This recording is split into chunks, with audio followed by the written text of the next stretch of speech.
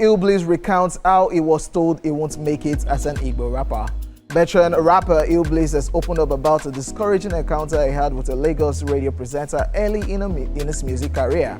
Speaking during a recent episode of the Real Shareholders podcast, the rapper revealed that when he was still an underground act trying to break into the Lagos music scene, a radio presenter bluntly told him he wouldn't succeed because he rapped in Igbo. According to Illbliss, the incident happened shortly after he released a track titled Igbo Boy. He said, and I quote, "Then a radio presenter called me and said, 'What are you trying to do? You can't make it here. You have come here with an agenda, Omo Igbo,' end quote." Then it broke off into fluid Yoruba. Illbliss said the comments left him speechless and hot. The song in question, according to him, was simply celebrating Igbo people and their love for enjoyment, not a diss or political statement. "The music is good, but it won't go far," the presenter reportedly told him. He went on to reflect on how that moment exposed the tribal division that still exists beneath the surface in Nigeria, saying, and I quote, "Just looking at that guy, it made me feel terrible, and it made me feel that we can disguise all we want about being one nation, but the tribal divisions are incredible to handle," end quote. He further advised emerging music talents to focus on financial stability as they pursue careers in the industry, recommending on X that upcoming artists acquire additional skills or seek alternative sources of income to support their music journey.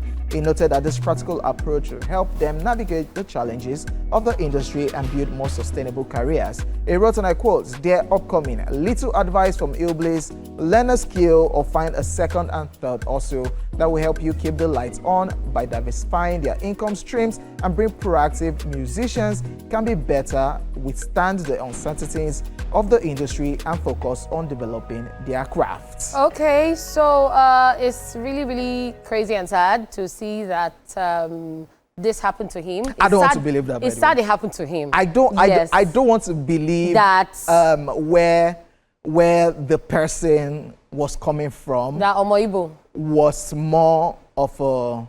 You're in Yoruba land, they won't understand. I don't think it was more of bigotry. So it was more of you're in Yoruba land, they don't understand Igbo. I think that was where the person was coming from. Yeah.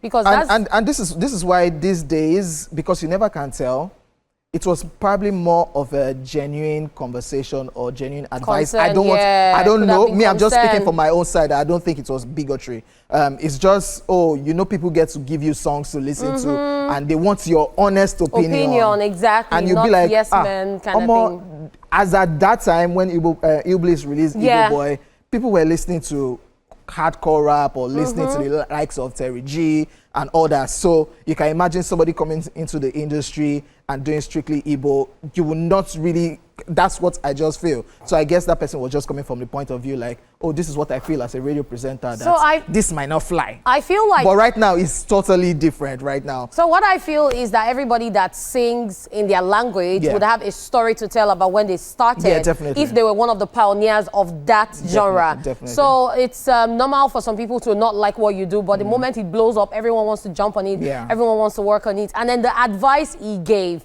that is very important. Even artists that are blown have businesses they do on the side.